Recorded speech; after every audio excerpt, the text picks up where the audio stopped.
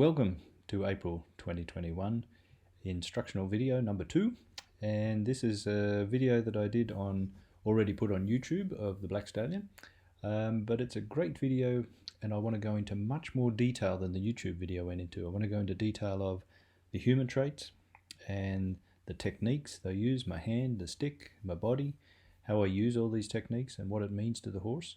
And I want to go into more detail of the horse traits as well on the way through. Talk a lot about the distance from me, the personal space, how much he's pushing on the halter, how much he's agitated or panicky or apprehensive, and talk about my calmness. And with the calmness comes my ability to focus, my awareness of where I am, where the horse is, how it all fits together. Above awareness, we talk about the feeling. So what I have to have is feeling for the horse, the empathy for him in this process, because he's young, he's inexperienced, he's not developed very far, so he certainly doesn't know much about the techniques that I'm using and what they mean. And then into the timing. So the timing is mostly about when is the best time to step in and help him, and when is the best time to actually stop helping him. This also applies, timing also applies to when I apply the phases and how much I apply them and when I stop applying them. And then above that is the balance. That is whether to actually step in and help him or not. Knowing whether it's helpful, or is it better to leave him struggle a little bit. So we'll talk about all of these things on the way through. So we'll get started and see what happens. So right now I just would like to just walk in a vault. So me doing almost a turn on the spot, but I can't because he's drifting out, far out to the outside. See, his feet are stepping out, and then I said don't bite the stick, so then he took off in a bit of a panic into a trot, and now he's really pushing hard. So I'll just go back here a little bit. So here he starts from just before this part where he decides that he wants to push out to the outside of the circle because he's actually heading towards his hay corner. But what's interesting is how much he feels the pressure of the halter on his face, and the neck bends, the head bends a little bit, but his feet are his body really wants to go away. He wants to get out of there. Now part of this is because the hay is in the corner over here where we can't see it, but part of it is because of the stick, that he's a bit apprehensive, and because he's apprehensive and he's moving, then it becomes actually panic that he's doing. So he's not courageous of the stick.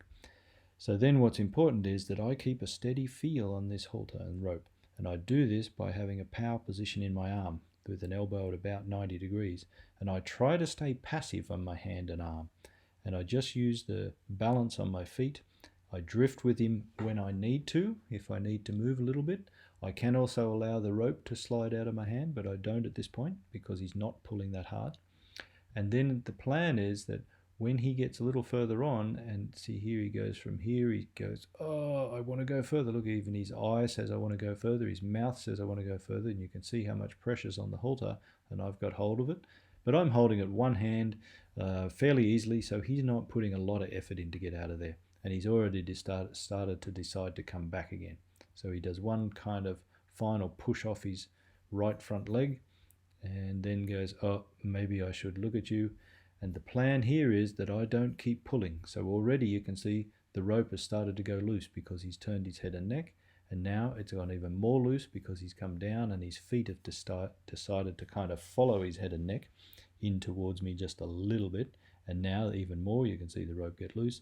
And what's the technique here is that I keep my arm beside my side, my hand close to my belly button, and so that he, as soon as he comes towards me at all, the pressure comes off. So what he finds out is, and I hope he learns, is that he can get rid of this pressure, this pull on the halter, because he's causing it, not me. And I want to make sure that I don't keep pulling the rope. I have to stop as soon as he comes off it. It's not that I give to him, but I don't take anymore. So I just stay stationary, a little bit like a fence post or a tie-up rail. So the thing is, I want to get this technique really good, and I've practiced over some years, but it's also about awareness. When you can't do this automatically, you must be conscious about it, become aware about it, and not pulling more, because a lot of people would in this case. They still have this muscle tension, and they then feel like they should pull the horse more because he's pushed out more and more. But my plan is to get him to come off himself so he can learn. And then as he comes around a little bit more, the stick is able to get in.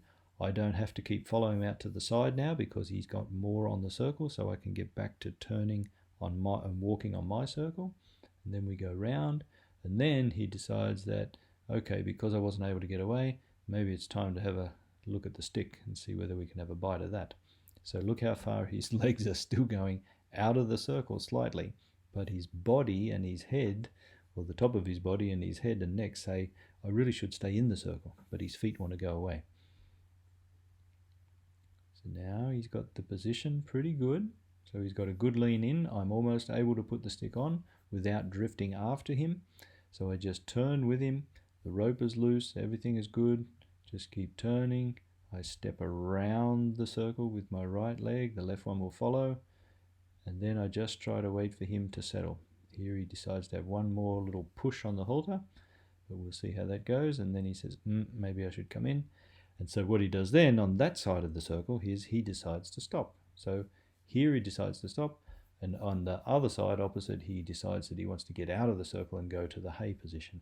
So they all have these little positions where they like to do certain things, and they get into habits as well.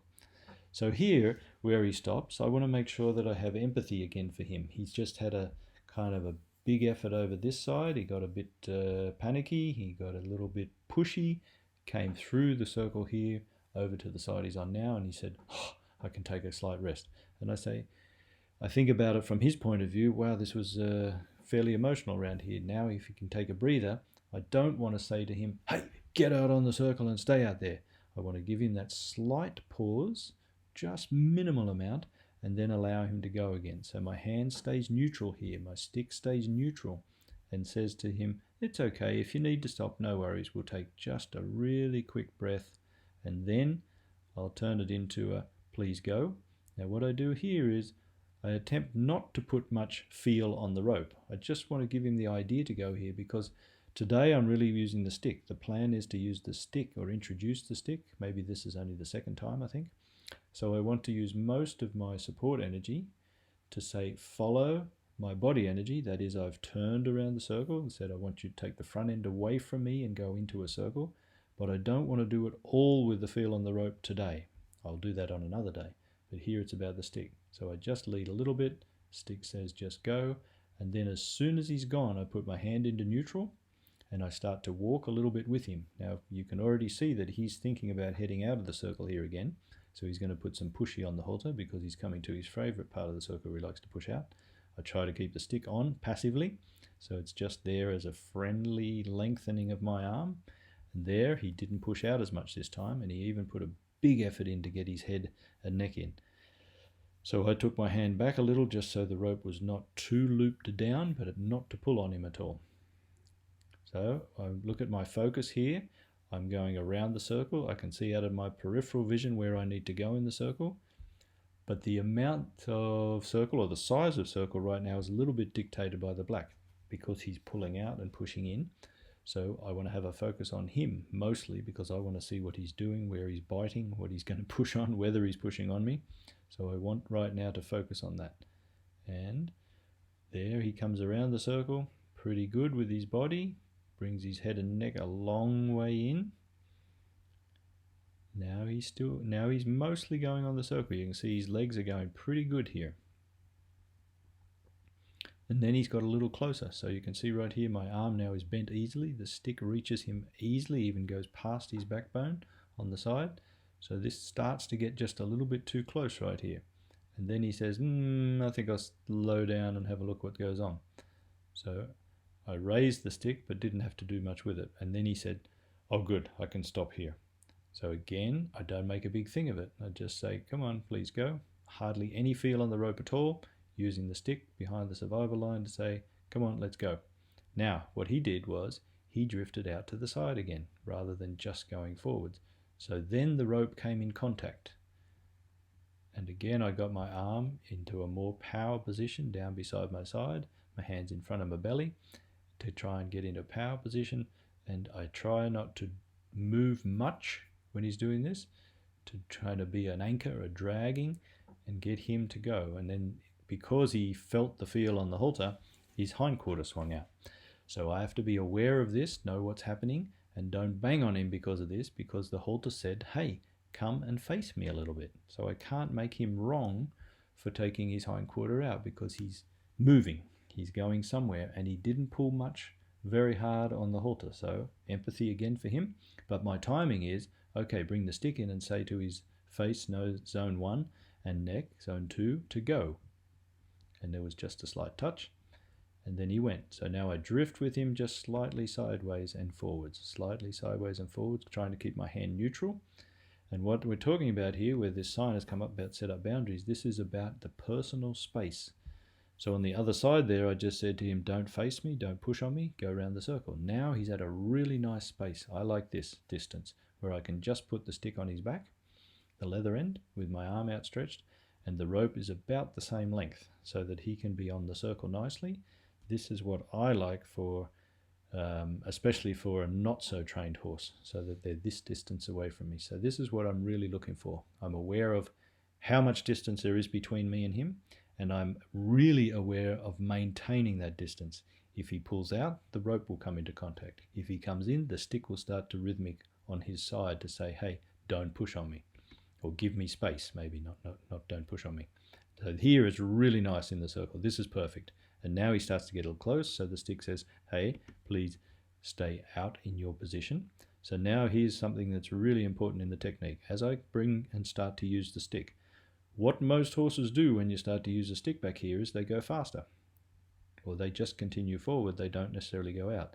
So what my right hand did with the rope was said, hey, slow down a little bit and pay attention, give me attentive to the stick. So he's had a kind of panic reaction, throwing his head up in the air, lifting his feet a little bit sideways. But this is what I want, is him to go sideways. So I slowed the front end down a little bit, slowed the power down a bit, and said, get to the side.